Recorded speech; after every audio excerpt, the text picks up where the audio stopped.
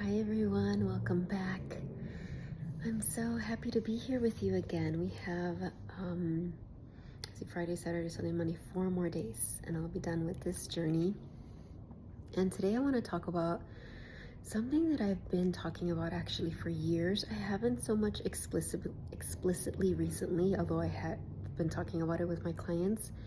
But I remember the first time that I talked about this, like as a teaching, was several years ago. I used to have an online coaching program called the Soul Studio, and I had these amazing women that were part of that.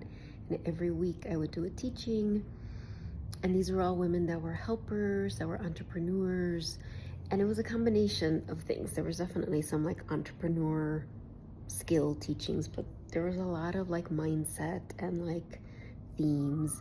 And one of them that came through was about releasing the need to suffer for our healing, for our expansion.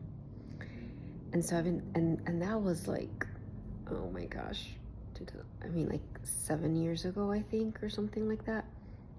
I don't know, I should have checked before, but it's been a while. And so I've been thinking about that, reflecting on that for years, and I feel like there's a real turning point happening to, especially for all the helpers. Why especially for the helpers? Well, if you're a therapist, wellness professional, or you've always been the one who helps, who inspires others, who is an example of what's possible, first of all, we tend to be at the forefront, meaning that we go through the expansions first to help others. The other thing is that as a helper, we often have that wounded healer archetype, meaning that we went through a lot of dark nights of the soul, right? We went through a lot of really challenging things. Like, probably I was talking to a client about this, and it's like we were saying, like, oh my gosh, we've had so many dark nights of the soul. And I really feel, oh gosh, those are some parrots flying overhead. They were saying yes. I really feel like this year of the snake, like so many of us helpers are getting all the dark nights of the soul out of the way. Like, seriously, I don't know if you've had any this year. I've had many. I'm emerging from one right now. And I almost like I have this feeling, not like I'm resisting them or afraid of them, but more like, okay, been there, done that. And I don't mean that to sound dismissive or disrespectful, because I know dark nights of the soul, that's an expression, like those really challenging experiences we go through that shape us, mold us.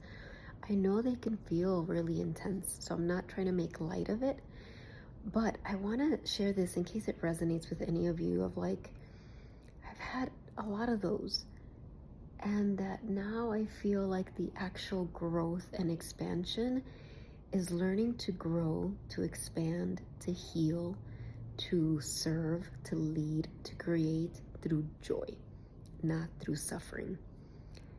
Think about how big that is. And it makes sense because that's the evolution of the planet. For countless of years, humanity has, for the most part, needed to suffer in order to grow. There's this addiction to suffering. It's almost like it has to get really bad before we wake up, or we understand, or we go for it. But that is not sustainable. And the planet as a whole, I truly believe, is evolving into leaving that behind and actually choosing to grow, to connect through joy, through beauty. You know what sometimes is called the beauty way. Now, that isn't to say that is the dominant thing in the world at all. I mean, you can look around and see, right? The wars, the polarity, the division on a collective level and a personal level. So that's what I mean. This is like a leading edge of expansion. But I think it's really important to talk about, because I do believe that we are being called to be at the forefront of this movement. And paradoxically, even though we're talking about growing through joy, through beauty, you would think that would be like, oh, that's so great, that's so easy. But for helpers who have gone through so many challenges and so much intense stuff, and have some old programming around, you know, being worthy of receiving good, of not standing out too much, of not making people feel bad, holding back, not being called conceited. There's so many blocks to this, but it's essential that we answer the call. And I was preparing for the Our Lady of Guadalupe gathering, which is happening in December. And for those of you who don't know, this is going to be the 11th annual Guadalupe gathering. It was in person at first, now it's virtual. And this is Our Lady of Guadalupe, is a beloved, I think of her as an ascended master that appeared in Mexico. When I talk about these masters, I'm not talking about them from any specific religious perspective, but from a divine being perspective. And Our Lady of Guadalupe is one that I'm very close to and connected to. So, I was guided, more than 11 years ago, to start on her feast day, which is December 12th, or any, sometimes I do it a few days before, to gather people together. She guided me to do this. She was like, call all the helpers. And at first it was in my house. I had this beautiful studio in my home, and it was like potluck, and I would lead a meditation, and I would do energy work, and it was just beautiful. And then that was impossible anymore to do it in person. And I remember thinking, gosh, is this the end? But then she was like, no, do it virtually. And so now I do it virtually, and it's so amazing.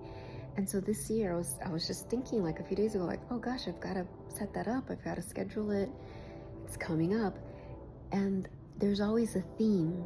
She always guides me with a theme. What is the theme of, and because it comes at the end of the year, there's always a meditation I lead to receive your word of the year. What's your word for 2026? And then there's other things. And I haven't fully received the theme yet, but what I have heard from her is that, next year is the year of the fire horse, and that we are being guided to be at the forefront of this movement, of being an example of joy, of embodied joy, of walking the beauty way, of allowing ourselves to play. And this is a radical ask when there's so much pain in the world, right? Like I said before, we have a lot of old programming. We can also have fear that people will judge us, but this isn't about being in joy oblivious to other people's pain or rubbing it in people's faces. That's like an ego perspective. It's being in joy because we understand it is our responsibility to anchor in the vibration of joy and beauty and play and lightheartedness, particularly because these are such heavy times.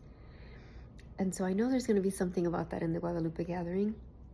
And I invite you to, if this resonates with you, to set that intention. What if this year, and we only have, 2 months, less than 2 months left, we're getting all those dark nights of the soul out of the way.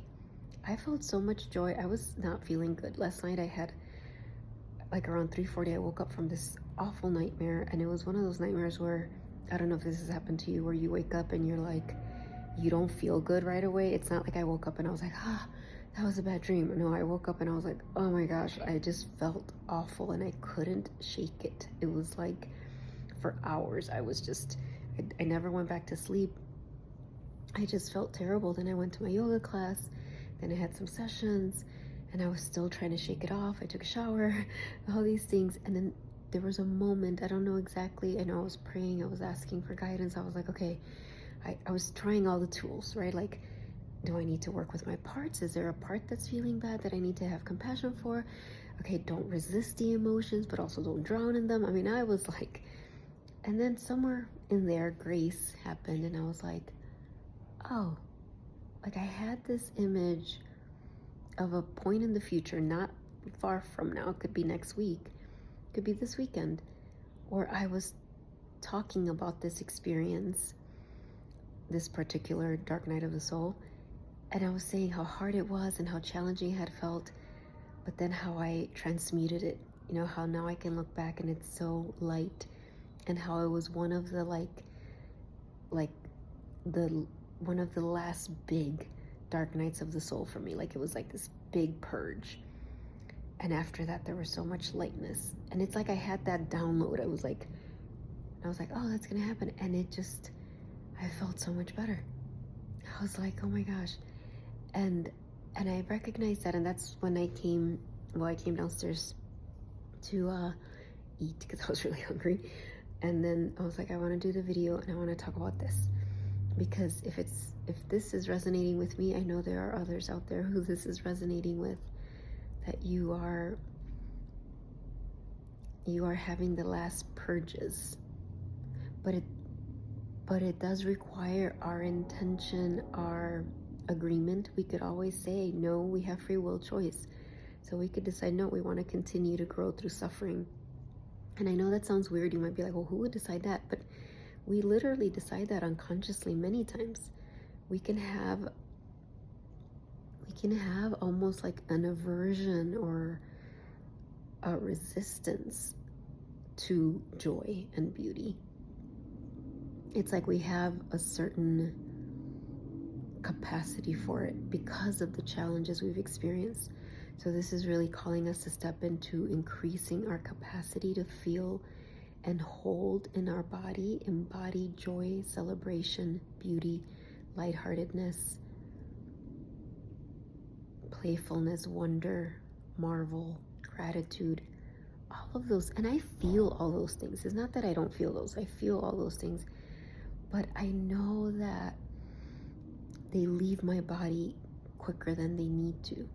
Like, I know I'm being called for that to be the default, not the other way around.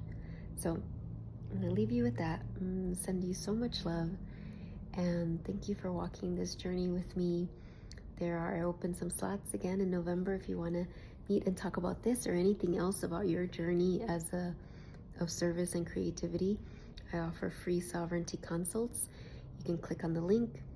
And the masterclass this month, the free masterclass, is From Shedding to Shining, Embodying Your Sovereign Helper Self. So you could sign up for that as well. All right, I'll talk to you soon.